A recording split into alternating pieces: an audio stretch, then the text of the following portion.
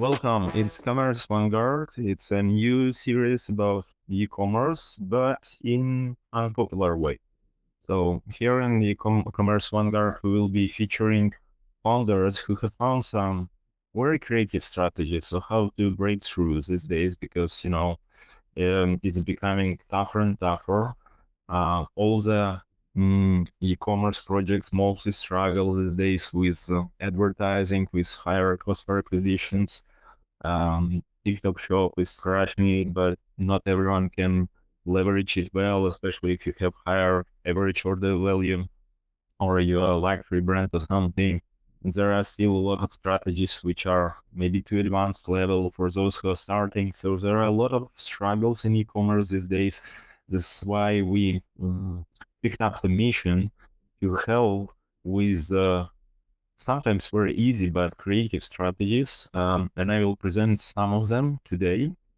I know all of you probably here to see what's this crazy ROAS are we having right now, like how it's even possible.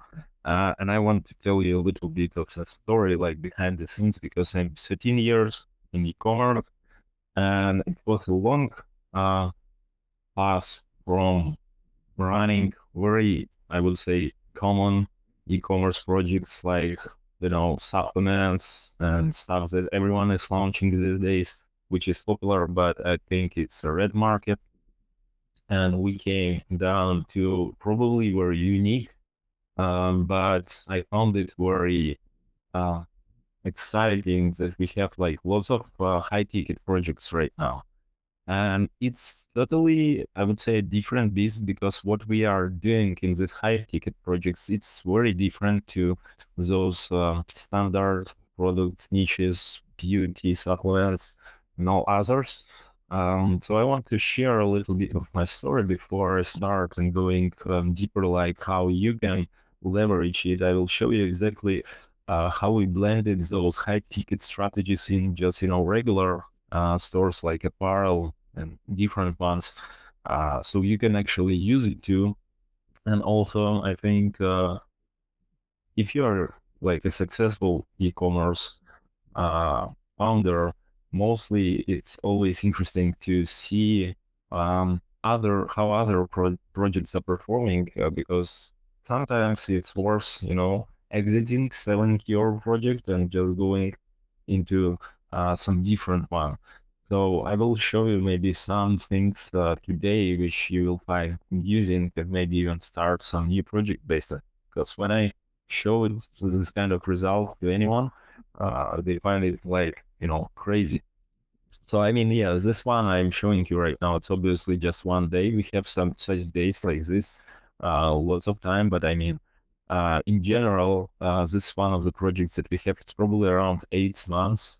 We have this kind of results, so it's around 10 ROAS. We're trying to scale around maybe couple 5 to 10% monthly. So it's always around 10. It's not something that we are bragging about that we reached once or something. So it's, it's good and it's stable.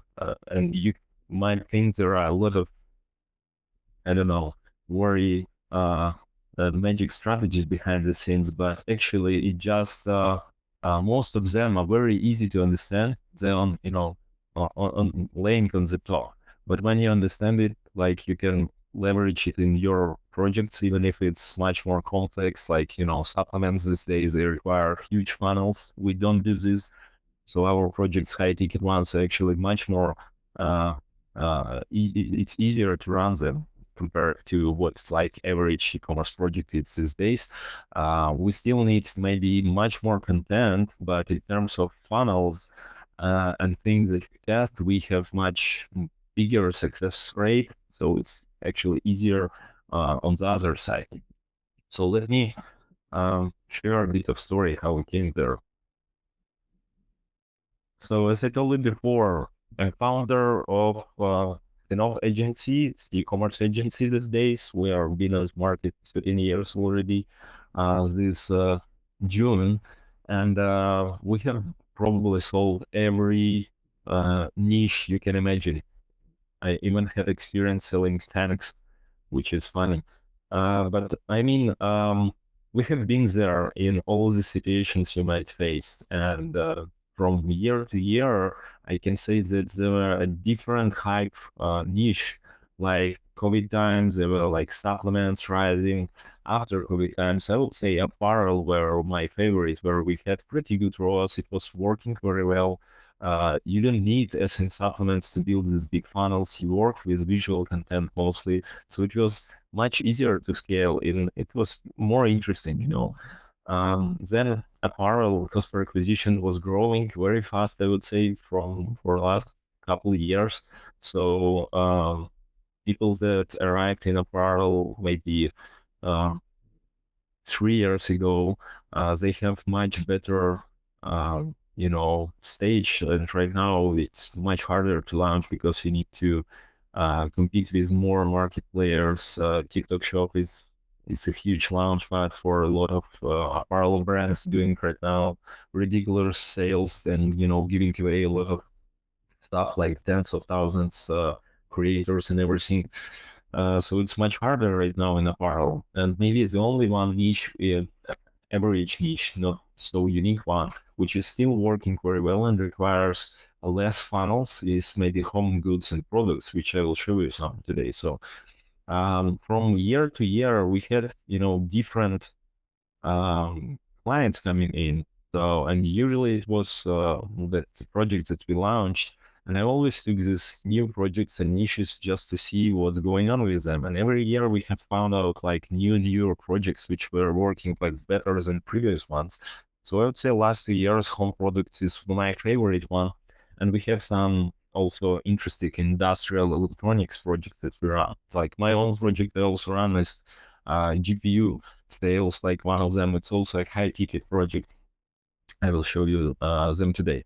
So from coming selling like some luxury apparel, some supplements, some different home products, we actually find ourselves right now mostly in high ticket projects. Something like this, for example, this is just a wooden wall panels. We have 2 shops like this right now. This one is industrial sewing machines, and for example, this one is in electronics, but it's also high ticket, like around 5,000 average order value. So there are some stuff which costs tens of thousands, So it's just a different type of thing, and for most people, it seems like it's hard to do or something like it's much harder than running some supplement store. But in reality, it's maybe 3 times easier. So I mean, I have the same team with pretty big experience, and we run so many various projects. So I can compare when the same team with the same processes have much different results. I can tell which one is easier or not. So these days, having this kind of results, it's very simple funnel. We are still doing mostly Meta and Google advertising here, so we don't do any strange kind of funnels. So it's always like you start bringing your audience from Meta and then you mostly close it with Google. So that's like a regular stuff, and we obviously do some have some organic and Klaviyo. It's just like the basic one, but I mean, email marketing is what we do also. It delivers usually maybe 20-30% of revenue, but it still depends on meta traffic, mostly, the new acquiring customers that we have. So, and as you see, like we have pretty big average order value, and it's very different to what the regular e-commerce project can have. So today I want to share you how we can leverage this kind of approaches that we have in high ticket projects in regular projects. And I will come down through different things that is interesting and we have found during our launches of those high ticket. Like 3 years ago, we were nowhere close to understanding how to launch this kind of projects. Today we are on a different stage, so I can show you like our path shortly, so you can leverage it in your project. So firstly, there are a lot of misconceptions when people think about, the metrics and how it works when you try to increase your average order value. In different projects, we have different approaches. So, I mean, some projects, it's just, a plain product. Like, for example, I just showed you industrial equipment. Obviously, it's like just come and buy this equipment, and still we're working. It's not like a B2B. It's still a B2C project. It's just, equipment stuff. And there are projects where we have like samples, for example. So samples is some, lead generating tool where, for example, sample can cost $30 and average order value is around 1 to 2,000. So samples help a little bit, but also make it a little bit harder to launch. So this what I'm showing you right now is a table of creatives for, I think, half a year, split by, it's a breakdown by day. So how each creative performs by day. So we do a lot of analytics with this kind of thing to understand what actually delivers sales. So in most cases, and I will show you one advertising account a bit later. For example, in this case of samples, we trying to figure out like what creatives delivers are only sample sales. It's like a lead generation, but we also understand that sample sales deliver us some percentage of people who then come and buy, the whole order. And in other projects where we have just, a big products costing like 1 to 2,000, it's easier because we don't have this kind of problems that we need to track down which creative delivers this kind of sample sale or just delivered the sale right away. So one of the parts that we have here usually is like tracking what delivered us this kind of sales, but sometimes you cannot wait too long.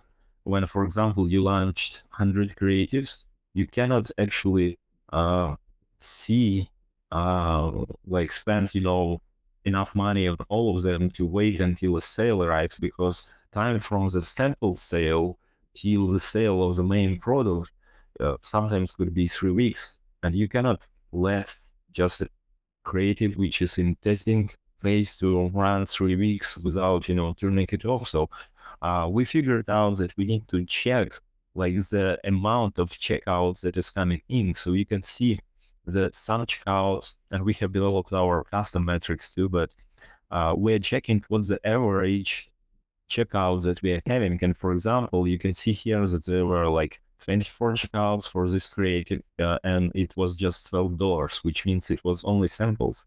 And here we were having like just, one checkout for 5,000. So obviously there was somebody who was trying to get, a whole order right away, or maybe it was a guy who already bought a sample or was following us for a long time.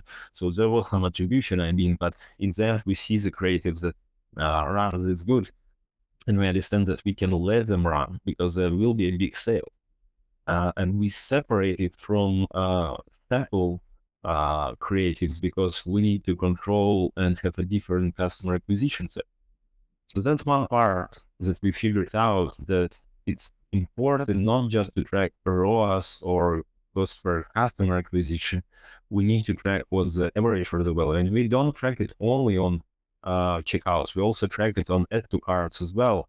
Like we want to see like what would be our return of investment in this checkouts and add to carts too.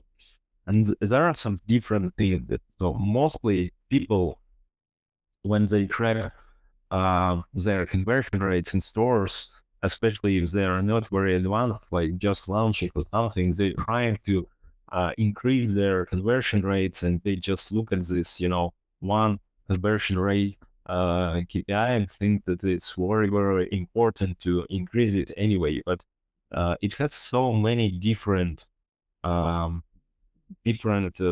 like parts, because it depends from creative quality, it depends of your traffic quality. I mean, like with time you will have more data in your ad account and it will perform better. So with time, just your audiences and traffic will perform better. And only like the last part is your like actual store or funnel where you have some kind of conversion rate.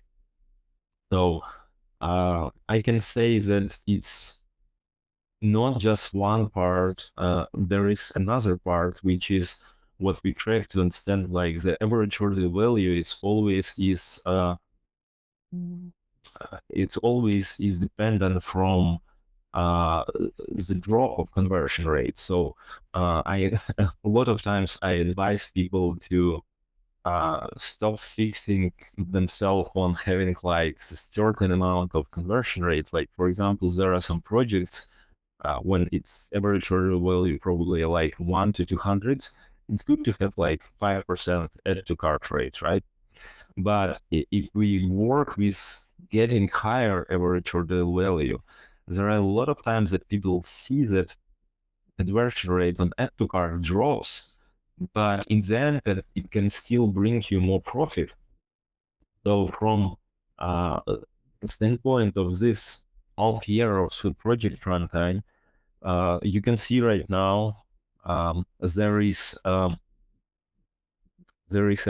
correlation between the daily profit of every creative and add to cart rate, and you can see that actually there is much less profit if it's 5% rate or 4% rate. So the more profit we have is like 0.5% rate. Those are these big orders which are having like 5 to 10,000 per order. So actually, in this case, we want to have less conversion rate on add to cart.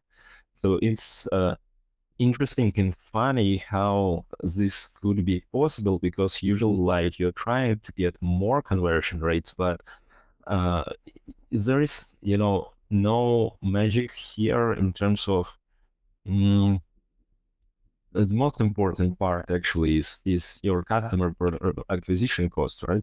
So I can tell that there are different niches where we can have, for example, let's make an example like just a luxury apparel and just regular apparel. So luxury apparel usually have much more traffic, and it's much cheaper because usually it's more appealing and attractive. But in the end, and conversion rate for luxury apparel will be much lower than for regular apparel. But cost per customer could be the same. So that's the truth. Like, and cost per customer is the most important part. So it's just that you will have cheaper traffic on some projects and you will have more expensive traffic in other projects. So we don't actually focus here on add to cart rate. It just was a very interesting observation, and a lot of founders, they limit themselves focusing on higher conversion rates, but mostly it means you will never get very high average order value if you try to focus yourself here, because all your efforts on just a wrong KPI, because it's not even a real or important KPI. So we track mostly, and you can see here what cost per add to cart we need to have to get the most profit. And we understand that if, for example, cost per add to cart is higher than $25-$30, we need to turn it off, because we want to have nice ROAS, nice profit, anything. And we always focus to this majority of good profitable creatives. And we don't focus to get this kind of creatives. You can see some solo dots here or here, for example.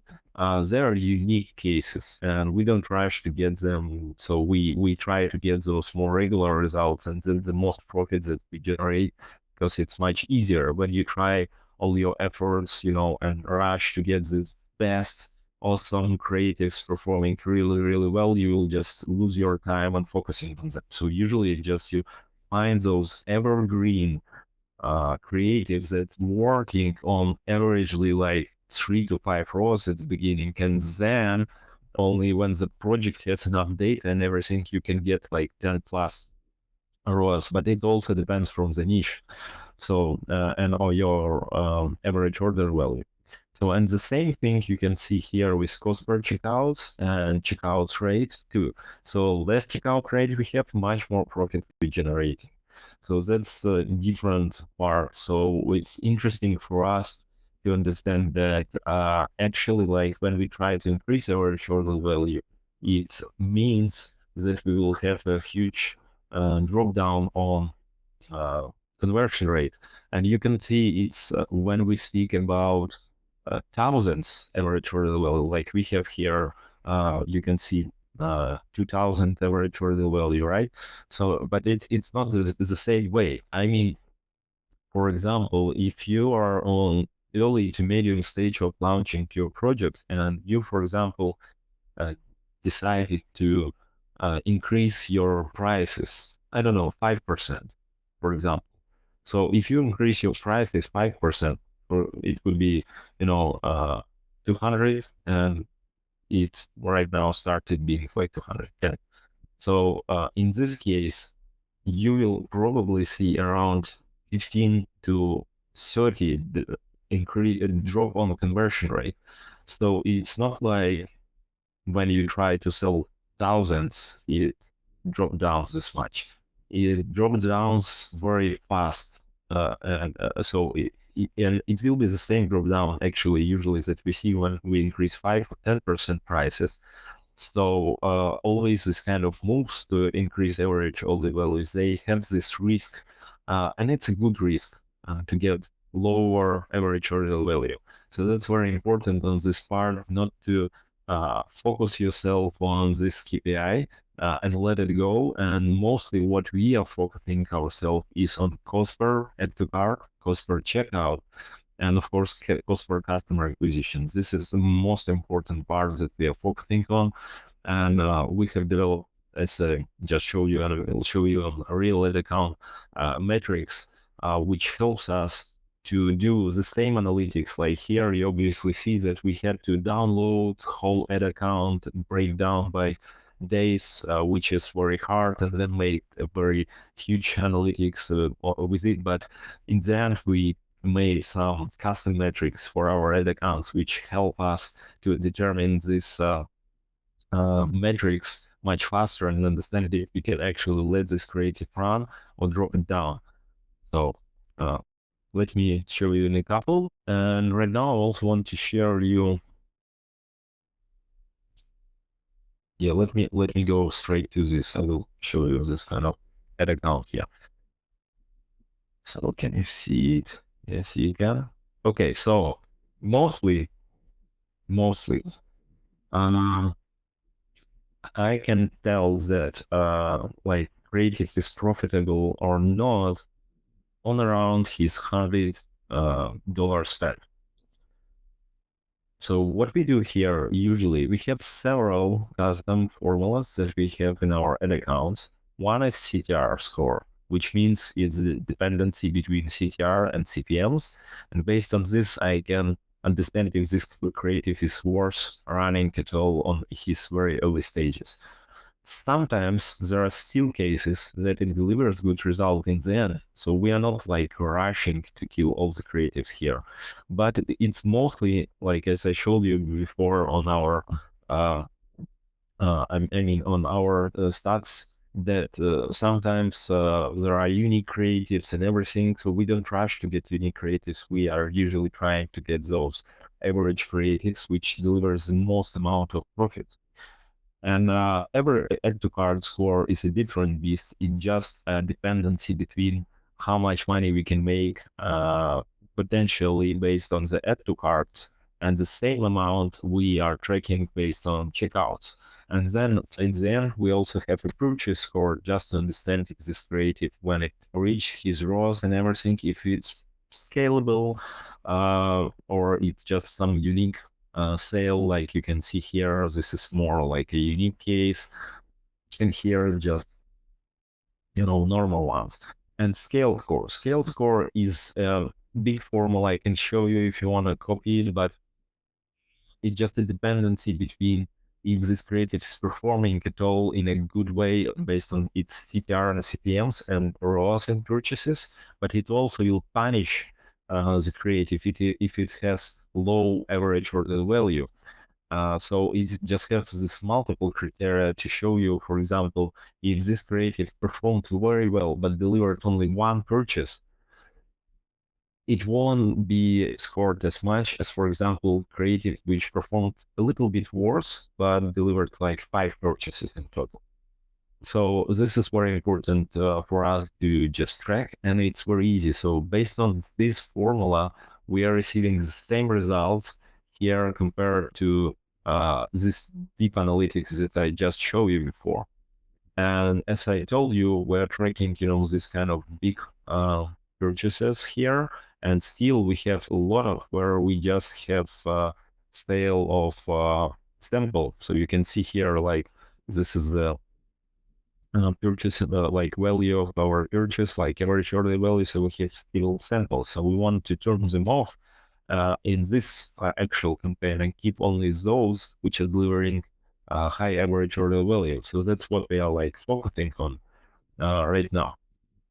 So this is pretty easy part, and it's only one part how we actually run this high ticket offers and how you can actually use it the same way. You just a small recap, you just need to focus on adding things to your product like upsells, and I will show you one other strategy right now. And when you do this, you need to check if your creatives are performing the way you want to get higher or average order value. Like if you need to check like average add to cart value, average checkout value to understand if this creative is delivering you this. So, and you can grow, I think, in average projects 50 to 200%. That's what you can grow on your average order value. It depends what you run, like what kind of store you have, but you can do it for sure. But it takes efforts. So you don't just track CTR, CPMs, and ROAS anymore. You also track like checkouts, which means you will have to turn off much more creatives if you want to pursue this goal of having a really big average order value. But this is how we are getting this 10 plus ROAS on multiple projects. So this is just one of the example here. You can see it. Yeah, it should be seeing it. One of the examples how we leverage it in a very, I would say, normal product, not some unique big product. So here is just a yoga mat, which is unique. It's like antibacterial yoga mat, and we know studios want it, but we had before different funnels, one for studios who want bulk orders and one just for B2C. So we ended up uniting them together, and that's how we are seeing higher checkout, average checkout here, because people can buy like packs, 6-pack, 2-pack, 1-pack, something like this. And we have here both B2C and B2B audience in one place, so it's pretty easy to have. Much easier to manage one funnel than to have two, because still when you try to run advertising for bulk orders, there will be audience which come for B2C. And if you don't have good merchandising on your Shopify, on your store, it will be hard because you will be losing audience. In case of United funnel, you don't have this kind of stuff because it's still B2C audience can buy and B2B audience can buy. So it's one of the approaches we use right now in multiple projects. Even in those I showed you wall panels, we still have B2C orders like a couple hundreds, and we still have construction companies and design companies who are buying like big orders up to 10, 12K.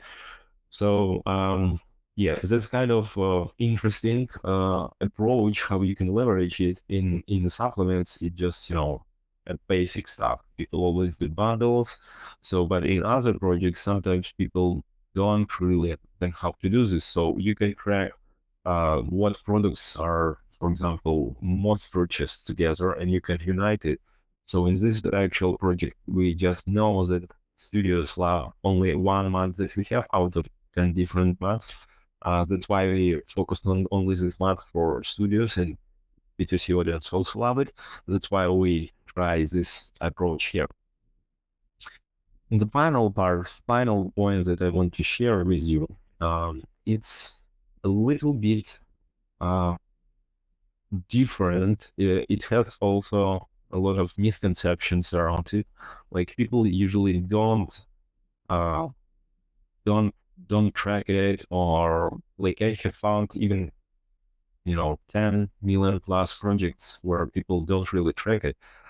And it's important because that's where you leave your profit. And here we come to this Black Friday strategy that I would suggest you to think about. Black Friday is not just a couple days. It's a 90-day marathon with warming up for all October. And November is where you are at the most hit point. So you need to do some, priority lists in your email marketing and stuff. And there is still a lot of things to do in your Christmas campaign with the same audience. A lot of mistakes founders make when they try to put all on Black Friday. There are no much people left even for Christmas. Like mostly Black Friday, the most successful Black Friday is about using your existing audience.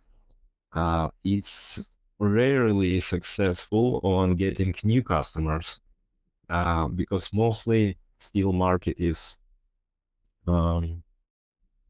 competitive these days. So if you try to just put all on Meta or Google, you'll probably have very thin margins, right? And you'll burn out your ad account.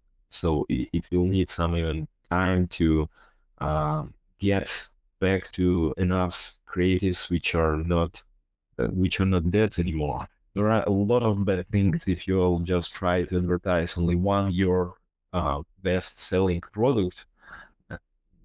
So it's a 90 days marathon, not just 1 week where you run a lot of ads or you increase your budgets. So the most important part in all this is not actually understanding if you need to spend more on Meta or not. One part which we find very important. So here on my screen right now, you can see dashboard of repurchase rate. It's done by lifetime. You can see here it's, I would say good app, but it has some glitches, but we sometimes use triple whale, mostly we use triple whale. But you can track this one, what I show you here in lifetime. So what you can see here, that we have a lot of different products, which you can see how many customers we have.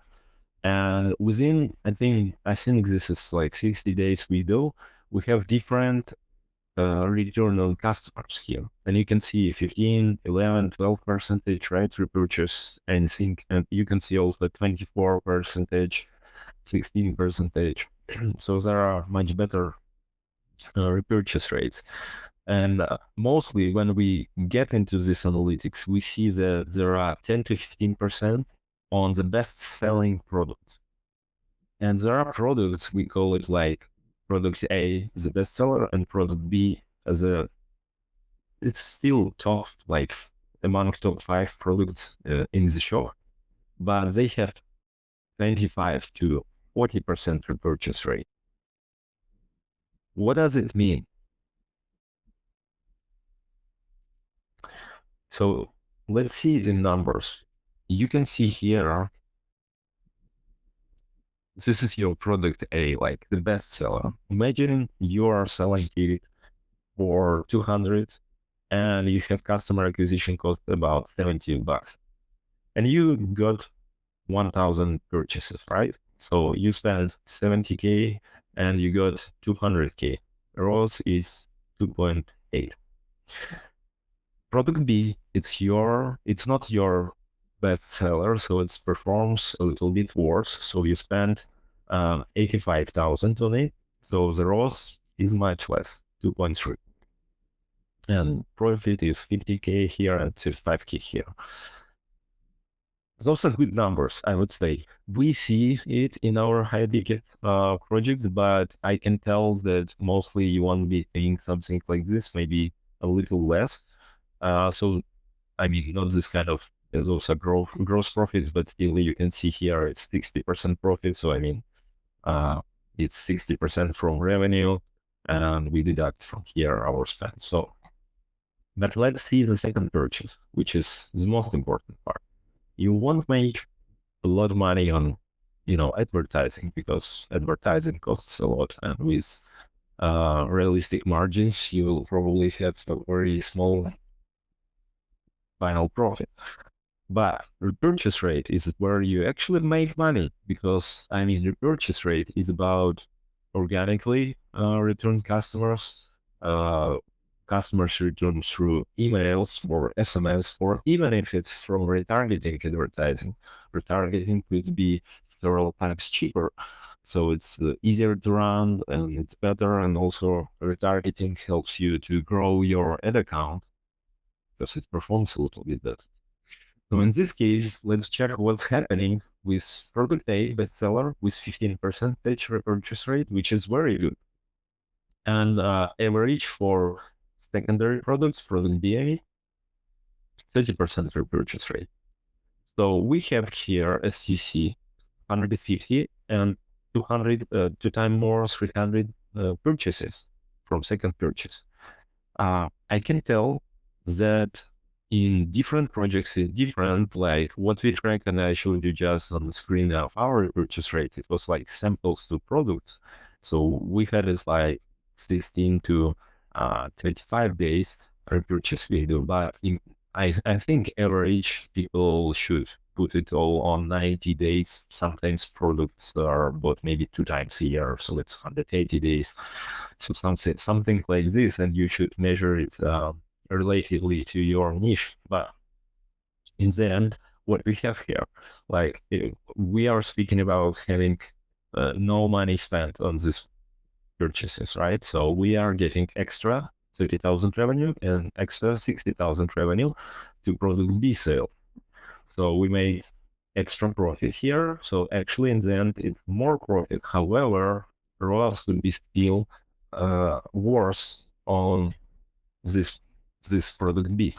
So it's your money in the end in the pocket, and you need to understand like it's for Black Friday. So it's not a sprint of 1 week where you put all on your bestseller. Like I have experiences where in Black Friday we scaled project from 20K months to 200K months. But problem was it was one bestseller out of 200 SKUs, one which delivered most of these results, and others were performing like much worse. So I would advise focus more on your top 5 percentage products, because they may deliver to you. You need to track it still and make this kind of calculations, but they usually deliver much more profit in the end. And it's very important because it's not just money in your pocket, it's also about loyal audience that you have. So if they came back and repurchased something, that means you have 2 times more loyal customers from them. And mostly this kind of product A sellers are impulsive customers, and they will ruin your spam rate later, because they won't be buying as much as returning customers won't happen from your email campaigns, and it will impact your spam rate. So all this coming together, there are only benefits if you think more about your product B or your offers, which are performing a little worse. Supplements, mostly right now these days, they try to send bundles, which makes it less. I advise always to look into your annual analytics and to plan annually, because if you do this, you understand like not just how much profit you make per month. You need to see a longer strategy, how much profit you can make per year. And if you're trying to build a bigger brand, it's very important, because the amount of loyal customers is where all your foundation is laid. All your reviews, all your social proof comes from it. So with time, you will have 2 times more of this or less. And if you think about it like just once, like 1 month, like here, right? But after 1 year or 2 years, you will calculate it this multiplied by 12 or 24. So those are huge numbers. So you can be actually, in some cases, growing up to 2 times better exponentially if you not just put everything on your bestseller, which mostly, and I'm not kidding, we have seen like very low repurchase rate with bestsellers. Usually it's mostly come from impulsive buyers. That's why they are not coming back in often, and a more considerate audience who are already like, in the market, they're buying this product often. They usually are more loyal customers. That's why I advise to put more on product B and track your purchase rate. And I think it's very important because since Q4, I expect there will be a growth on customer acquisition cost as every year. So it's much more important. Like last year, I was also talking about this, but it was, I think, less important. And right now, when we speak about cutting all the costs because of tariffs, because of rising advertising costs and everything, it's even more important, especially if you are in some kind of supplement business where you have like negative or 1.5 ROAS. I think it's the most important part. You need to track down this because you are expecting to have LTV getting your money back, but you can actually never achieve it if you don't track it. So that should be like your main KPI if you're in this kind of competitive niche like supplements or even beauty products. Okay, guys, uh, that was it. Thank you for being here.